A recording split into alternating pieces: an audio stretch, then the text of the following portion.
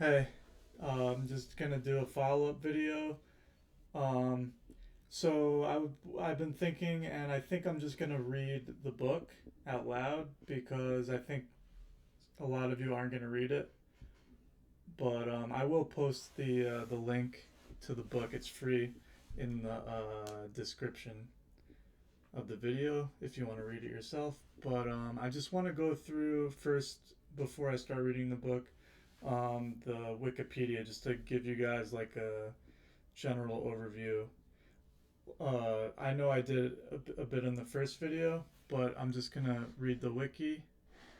Um, Here it says uric acid. In the 1880s, Haig discovered that by eliminating meat from his diet, it brought him relief from a migraine that he had suffered from for years. Haig suggested that excess of uric acid in the blood may cause depression, epilepsy, and migraines. He came to the conclusion that his headaches and virtually every other disease known to man was caused by excess uric acid, including cardiovascular disease, cancer, dementia, gout, hypertension, and stroke. Haig is credited as one of the first physicians to link excess uric acid to hypertension. Haig was the expositor of the uric acid free, also known as the purine free diet, a lacto vegetarian diet. His best known work was his book Uric Acid as a Factor in the Causation of Disease, which was translated in multiple languages. It brought Haig into communication with people from many countries around the world. Patients consulted him from as far as China and India. The idea of a purine free diet is impossible, as all foods contain purines. Haig's diet was thus to restrict foods high in purines. In 1911, Haig claimed that he lived on a uric acid free diet and that his turnover of uric acid was under 10 grams, which is far under a meat eater's diet, which is over 20 grams. Purines are present in meat foods, and high consumption of these foods has been implicated in causing gout, bladder, and kidney stones. Haig experimented and proceeded to demonstrate that uric acid deposits were also responsible for eczema, jaundice, gastritis, and flatulence.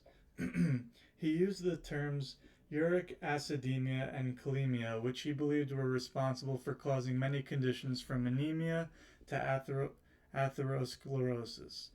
Uric acidemia was defined as excess uric acid in the blood.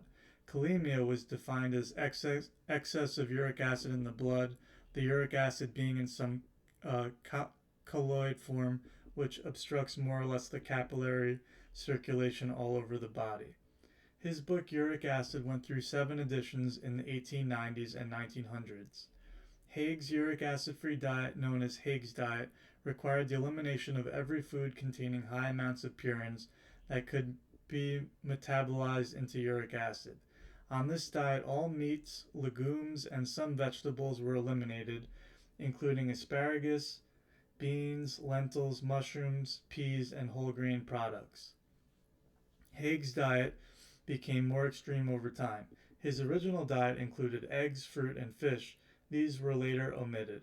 Haig advised people to live on breadstuffs, milk, cheese, and vegetables.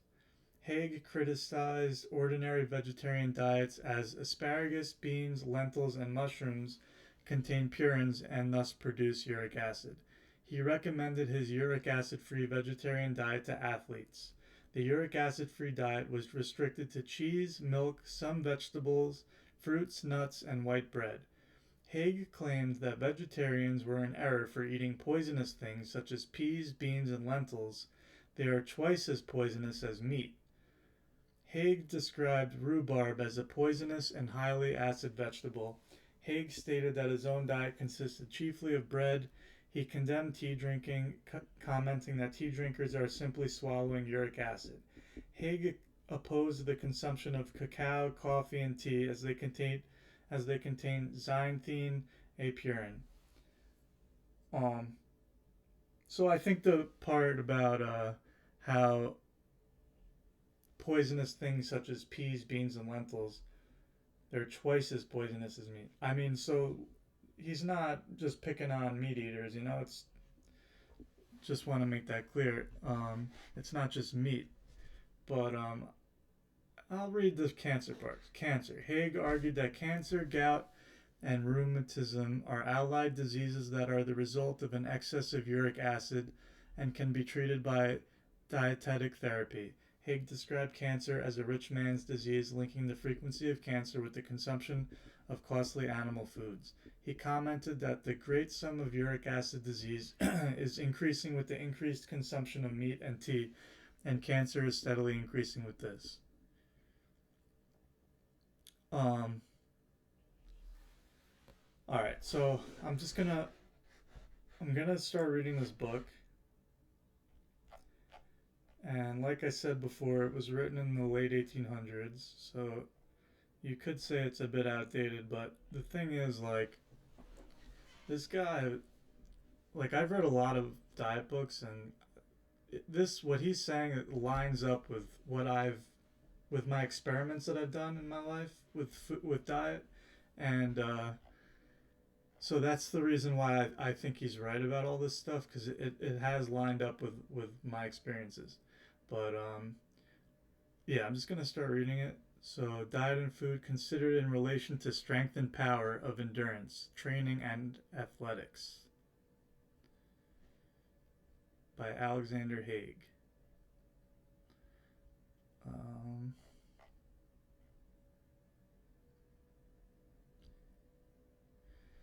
Preface to the third edition. The year that has elapsed since the last edition has been one of great activity in uric acid research, but this has entailed no alteration in the prevention of suffering, which remains as before, the exclusion of the poison.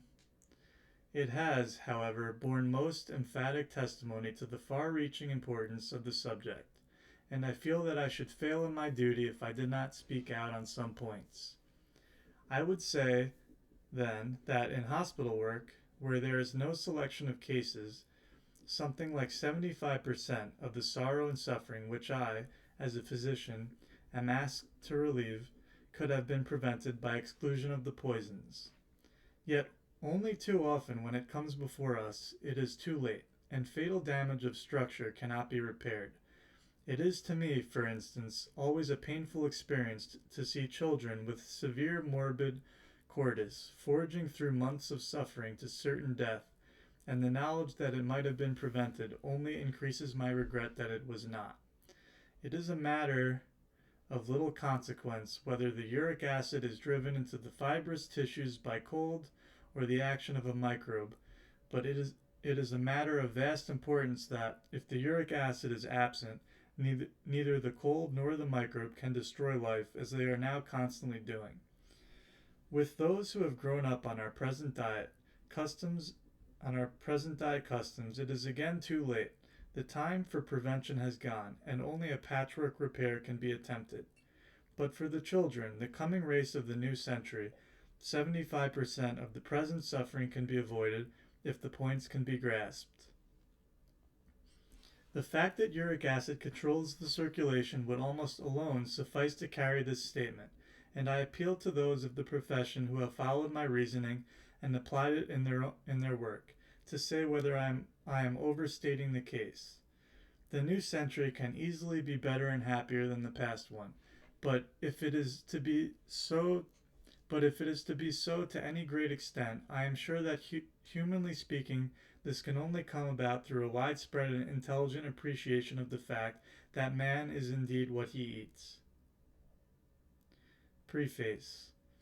In attempting to alter people's diet so as to free them from the poisonous xanthins and uric acid, I have met with so much ignorance and its results, prejudice, and superstition, that I have been led to write these pages in the hope of making rather clearer the position that diet holds in relation to these matters of strength and nutrition. And I believe that I speak no more than the truth when I say that once a clear knowledge of the facts is obtained and a workmanlike and useful grasp of the subject is attained, it will be found that in diet lies the key to 9/10 of the social and political problems that vex our nation and time. Diet, as at present used, is often the product of a vast amount of ignorance. It is the cause of a hideous waste of time and money. It produces mental and moral obliquities, destroys health and shortens life, and generally quite fails to fulfill its proper purpose.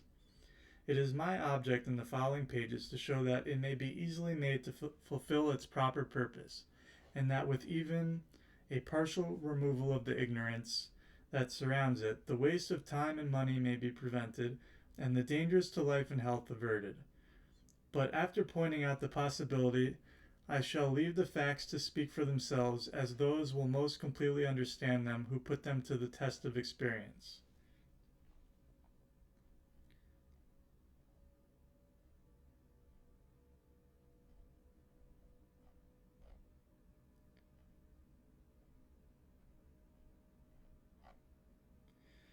Alright, Diet and Food, Chapter 1.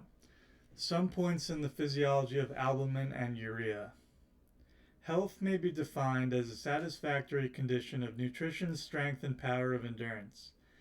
In considering how such a satisfactory condition can be produced, we shall have to treat of the albumins of the food, their sources, characters, digestibility, and the amounts of force and urea derived from their metabolism in the body. In far-off olden times, when man was a more natural and less refined animal than at present, nature managed the whole business for him, and he either died or attained to a satisfactory condition of health and nutrition without knowing how or why. But when later on he began to control some of the conditions of his own nutrition, without having obtained a thorough comprehension of all their bearings, he here, as in so many other points of contact with nature, upset her scales and balances without being prepared to substitute any more satisfactory ones in their place, and suffered in consequence from many unexpected and terrible results of his rashness. And even now many men are attempting to carry the diet of youth on into middle life and age, or the diet that was quite correct for an active outdoor life into a life of sedentary office work in a town, or if they fall into neither of these errors, they are generally completely ignorant with regard to the relative value and importance of foods, so that they either starve themselves on vegetable or herbs containing little or no albumin, or, on the other hand, overfeed themselves on the most concentrated albuminous foods. Now, to prevent such mistakes and to substitute a certain amount of scientific precision for the previous rule of thumb methods is the object of this little book, and so we may say that the first essential of nutrition is the supply to the blood of sufficient albumin to replace that transformed into urea in the production of force. If food is withheld, urea goes down, and with it falls the power of producing force in active exercise. Figure 1 shows in a curve the hourly excretion of urea in the 16th, 15th, 14th, and earlier hours of a fast, no food having been taken since 8:30 p.m. on the previous day.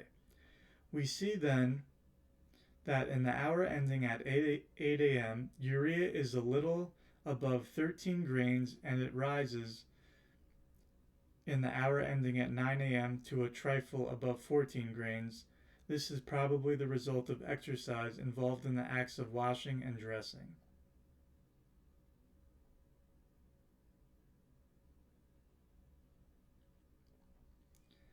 At 10 it falls, and at 11 is only about 12.5 grains, but at 12 it rises again nearly to 14 grains as the result of some exercise, only to fall more quickly and decidedly down to 11 grains at 1 p.m. At 1:30 food is taken, and at 2 there is a rise, but only a slight rise to 11.5 grains. And at 3, however, the full effect of the meal begins to be felt, and it rises with a bound to 16.7 grains per hour, the total for the day being a little over 400 grains or 17 grains per hour. We see, then, from this figure that the effect of withholding food for 16 hours is a steady fall of urea, only the latter part of which we see here, from 17 grains or more per hour down to 11, but this fall is broken from time to time by the effects of exercise, which appears to call out some albumin or nitrogen from some reserve store, but which more presently but which more presently.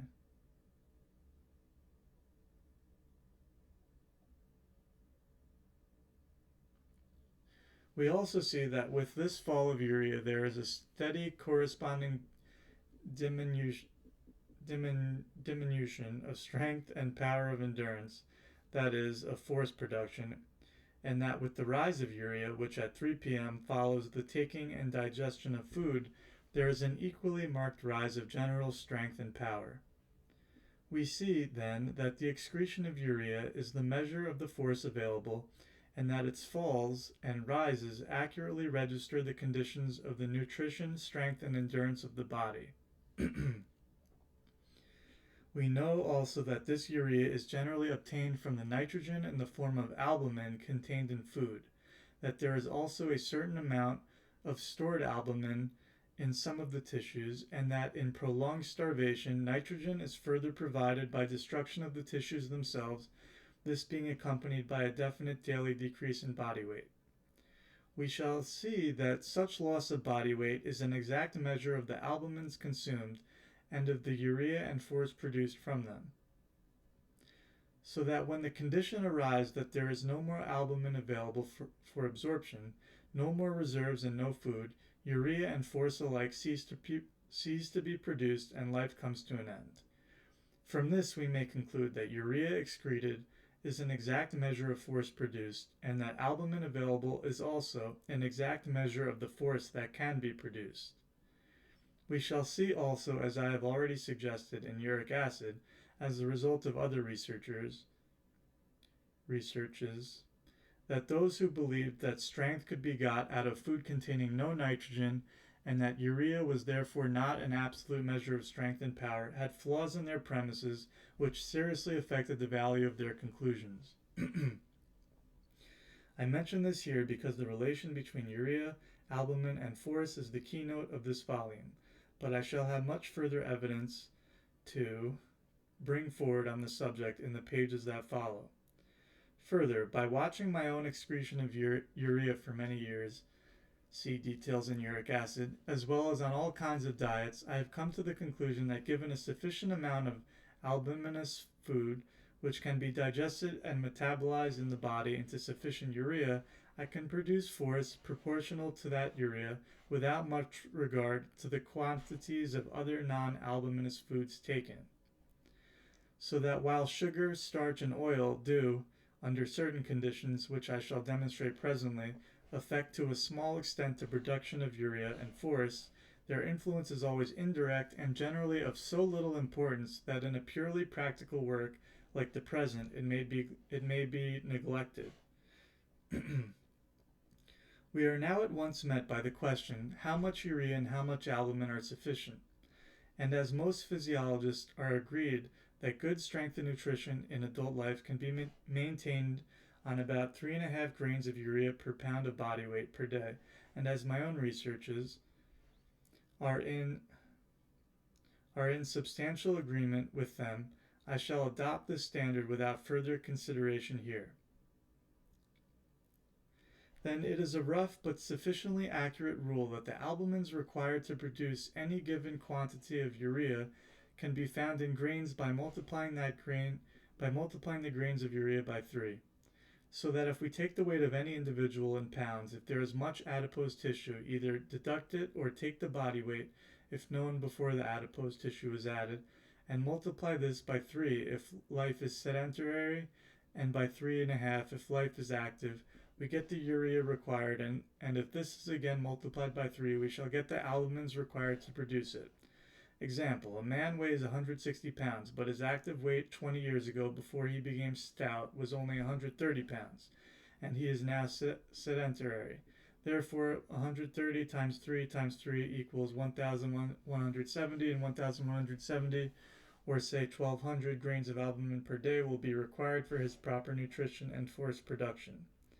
But if such a man leads or wishes to lead a decidedly active life, multiply 130 times 3.5 and 3, and 1,365 grains of albumin would be required each day. Old people produce much less urea, say down to 2 grains per pound per day. Thus, an old man might only require 130 times 2 times 3 equals 780 grains of albumin, and he would also, of course, produce much less force. Children, on the other hand, require much more and may produce 6 to 8 and even 10 grains of urea per pound. Thus, a child of 35 pounds may require 35 times 10 times 3 equals 1,050 grains of albumin per day. An interesting instance of this came under notice in the case of a boy aged 10, admitted into the Royal Hospital for Children and Women suffering from albuminuria and having a normal temperature. He was put on a diet of milk only. By accident, he was given 2¼ pints, an insufficient quantity of albumins. On this, he lost weight to the extent of 7 pounds in 11 days, his weight on admission being 53 pounds. Now, the albumin in 2¼ pints milk equals 590 grams, and the albumin in 10 ounces of his own tissues containing, say, 18% equals 786 grams divided by 1,376 grams. So that we get 1,376 grains of albumin as the quantity this boy required each day, and this divided by 3 gives 458 grains of urea, or 8.6 grains per pound per day on his original weight of 53 pounds. Now this is very interesting, as nature here made up the deficit and told us how much albumin and urea per pound this boy required, and I have often found children of this age excreting urea to about the quantity thus calculated, and younger ones still more per pound.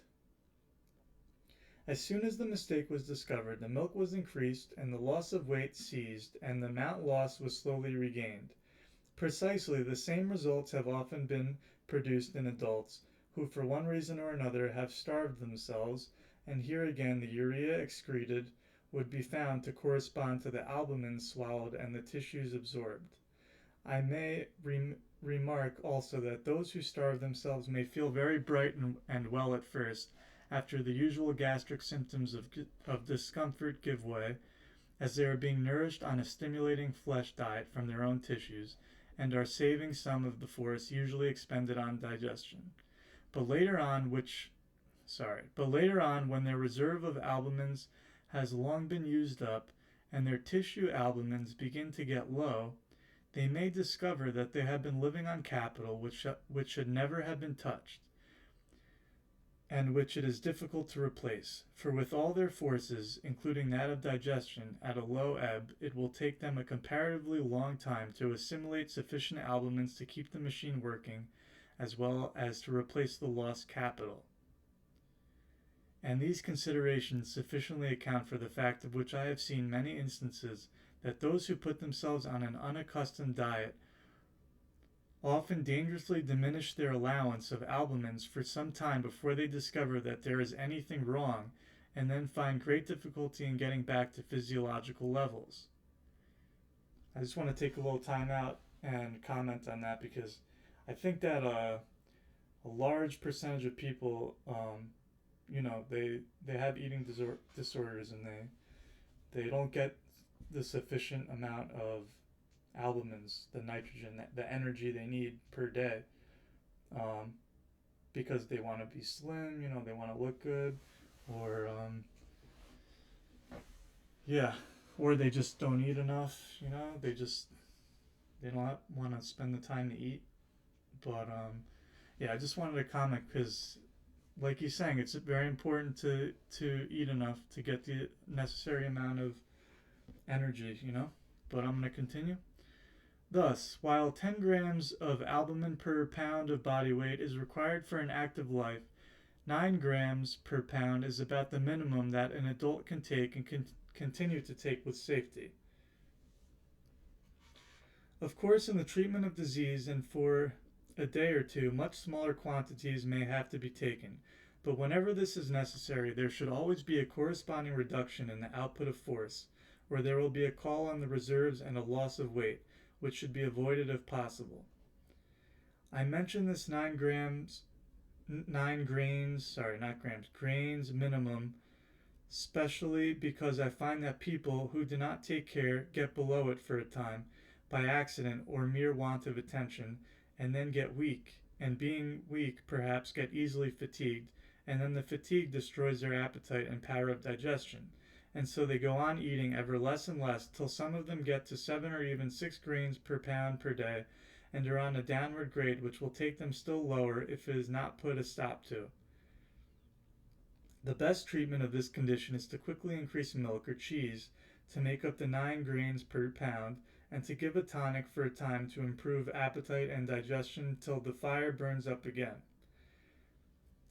And it is because the fire goes down slowly and the change often escapes notice till more or less serious signs of debility begin to appear, that it is necessary to bestow some care at first to ensure that the proper quantities of albumin are being taken by those who are changing diets.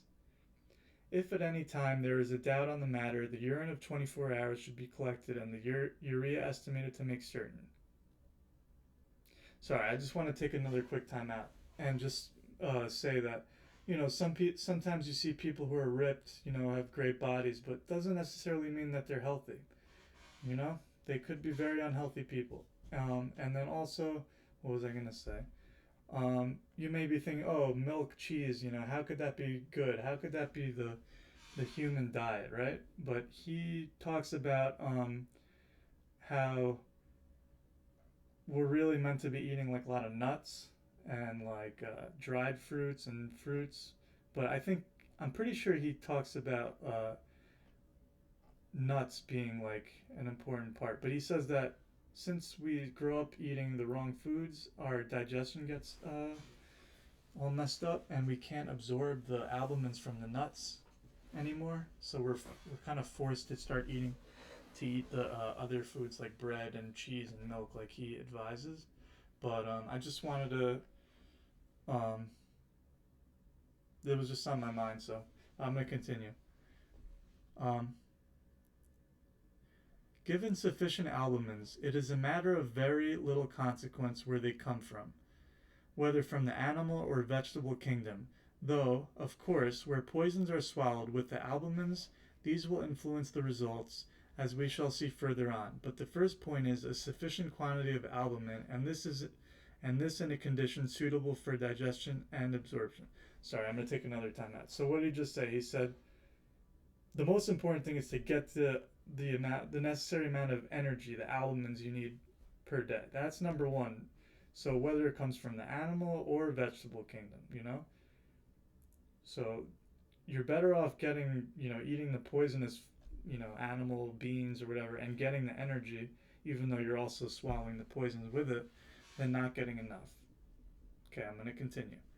With these simple facts kept ever in mind, there is no difficulty at all in getting sufficient albumin, and therefore sufficient strength and nutrition, out of many kinds of food, besides those which form the staple diet of England today. But those who have been ignorant of these facts, and have attempted to walk without the light of knowledge, and have fallen into many and great errors, but chiefly in one of two directions. Either they have been ignorant of the quantities required, and have greatly overestimated the nutrition values of garden vegetables and garden fruits, attempting to live on these alone, which it is almost impossible to do, or they have underestimated the nutrition values of such things as milk and cheese, and attempted to eat them in as large quantities as the above fruits and vegetables. Sorry, I'm going to stop again. So, I've tried just eating a lot of fruit and vegetables, and I think he's totally right. I mean, within a few days, I didn't have the energy, and I was eating a ton of fruit, like all day eating, But like he said, there's almost no albumins in those foods. Okay, I'm going to continue. It is also possible, by introducing more food than can readily be digested, to overpower digestion, so that nothing is digested and absorbed, and starvation results, a fact which is brought to the front in the most interesting manner in the writings of Dr. Dewey.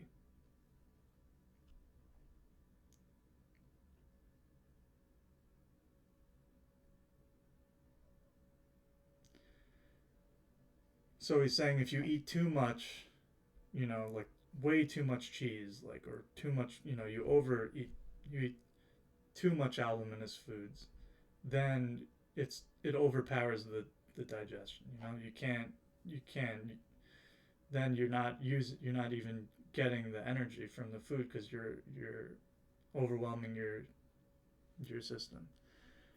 We learn then from figure 1 that as supplies run short, urea and the power of forest production fall lower and lower, but that a supply of food does, when digested, and generally in the course of 30 to 90 minutes, introduce into the blood a fresh supply of albumins available for the production of force and urea, and then up goes the urea curve, and the power of producing force is correspondingly increased. And this is a very simple experiment which anyone can repeat on, in and for themselves. Figure 2 shows the effect of a similar fast to that of Figure 1, broken in the 13th hour after 8 p.m. by the taking of half pint of milk. Here in the hour ending 8 a.m., urea is at 12 grains per hour, and it rises at 9 grains above 18 grains and gradually falls from that until 1 p.m., when it is about 13 grains per hour. Now, if we take it that urea, if no food had been taken, would have gradually fallen from 12 grains per hour to 9.5 grains per hour at 1 p.m., and draw an imaginary line accordingly, the urea enclosed between these two lines will equal that produced in 5 hours from the albumins of milk taken, and this is about 28 grains, or almost exactly 2/3 of the calculated urea value of 1/2 pint of milk, and probably the rest would have been obtained, only longer time was necessary for it to come out. Similarly, with cheese and other foods, their urea value, to some extent, comes out in 5 hours following ingestion, and thus roughly the nutrition value and digestibility of many foods may be directly tested on any individual about whom the information may be required. Thus, figure 3 shows the effect of taking at 8:15 a.m. 1 ounce of cheese. Here we see that in contrast with what happened with milk, it is only in the second hour after the cheese that we get a rise of urea. Sorry, just 1 sec.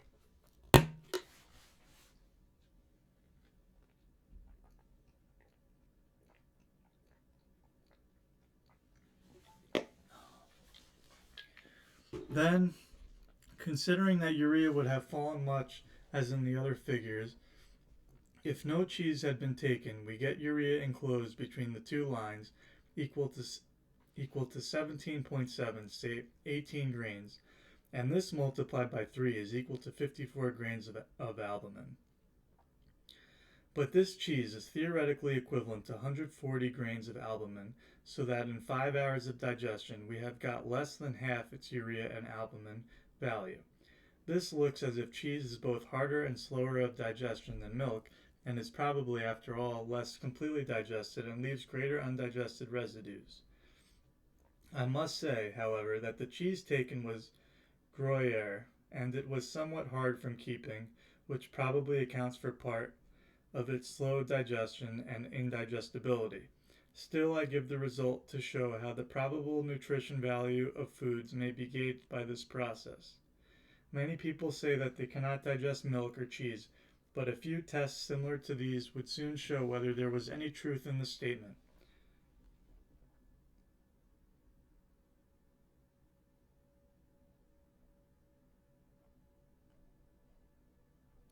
A similar test may be applied to such foods as nuts, protein, plasmin, and gluten to be mentioned further on, and all these dry or hard albumins are, in my experience, more slowly digested than cheese, just as one would expect, and for the same reason, as we see, cheese is more slowly digested than milk. People vary considerably in their powers of digesting these things, and while some will produce urea from them equal to at least 3/4 of their calculated value, others will produce much less, down to less than half their value, and others again appear not to digest them at all, there being no rise of urea whatever. I think that's really a really interesting point that he just made. He said some people can drink milk and use use the energy from that milk like really well, and then other people they can drink the same amount of milk and get virtually no energy from it because their powers of digestion are at different levels, you know.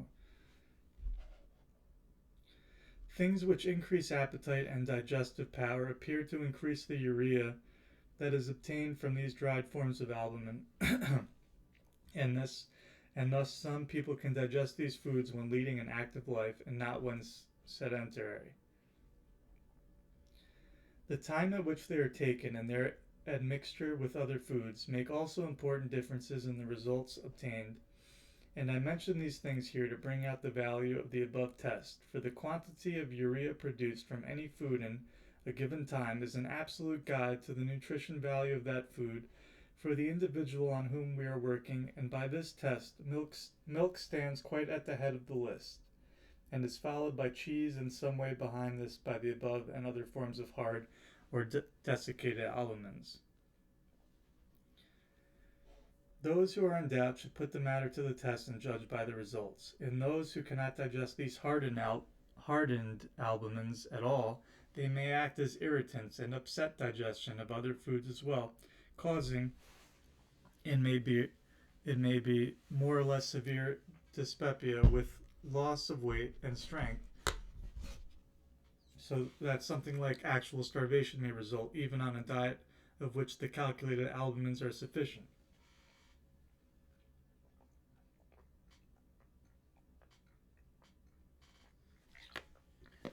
It is in some cases not only useless to swallow harder desiccated albumins, but it may be actually dangerous to do so. On the other hand, small quantities of such indigestible substances as a few Brazil nuts 3 times a day before meals will sometimes cure chronic constipation, which is otherwise almost incurable, and they probably bring about this result by leaving undigested residues which stimulate the intestines and promote peristalsis. Figs, prunes, wholemeal, or brown bread may be mentioned as having more or less similar effects. In all cases, it is necessary to hit the happy mean between constipation on the one hand and chronic dyspepsia with starvation on the other. And those who have altered their diet without knowing much about physiology have not always kept these points sufficiently in mind. Then in those who have previously suffered from intestinal irritation such as gout of the intestines, appendicitis, etc., such indigestible substances must be specially avoided or a relapse of their troubles may be produced. Figure 4 shows the effects of swallowing 1 ounce of brown sugar, which was finished at 8:40 a.m. Yeah, so I think the sugar, this is really interesting what he's going to say about sugar. Here we see a very marked rise of urea from 13 grains in the hour ending 9.10 to 16 grains in that ending 10.10, followed by a fall down to 11.5 grains in the hour ending 1.10 p.m. Now this rise of urea cannot be directly due to the sugar, for it contains no nitrogen, but the result is probably due to the rise of acidity which precedes it. Below the urea curve is shown the excretion of acid in the urine in grains per hour, and from this we see that there was a marked rise in the excretion of acid in the hour ending 9.10 and that it kept at the same level in the 2 following hours. Now readers of uric acid already know that every rise of acidity is accompanied or followed by a rise of urea, and we gather from works on physiological chemistry that the rise of acidity which sugar produces is due to the effects of lactic and butyric fermentation in the alimentary canal. This, no doubt, also accounts for the bad name which sugar has had for many years as a producer of gout and rheumatism, though we can now see that sugar merely produced these troubles indirectly by its effects on acidity and the solubility of uric acid, and that if uric acid supplies are kept low while the supply of fresh vegetables and fruits is good, sugar can do no harm. All right, guys, sugar can do no harm if you're eating the right kinds of foods. See, people don't know this shit. In a word, the trouble with sugar has arisen from associating it with animal flesh. While taken with plenty of vegetables and fruits, it is harmless. The rise of acidity shown in our figure would do no harm to a frugivore, but in a flesh eater it might precipitate an arthritis. And this rise in acidity was probably due to the sugar, as normally the rise in the acidity of the urine does not begin till 10 a.m., and when it begins it generally continues to rise slowly all the way to 2 or 3 p.m. But this rise, beginning at 9-10 a.m., does not increase in the 2 following hours.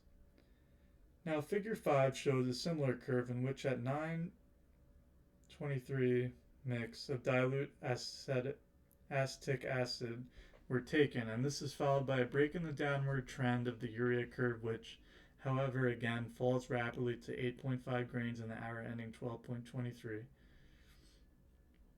Below the urea curve is the acidity curve, and this does not at once rise after the acid is taken, but in the hour ending 11:23, there is a decided rise, and this is not due to the normal rise at that hour because it does not continue to rise in the hour ending 12:23.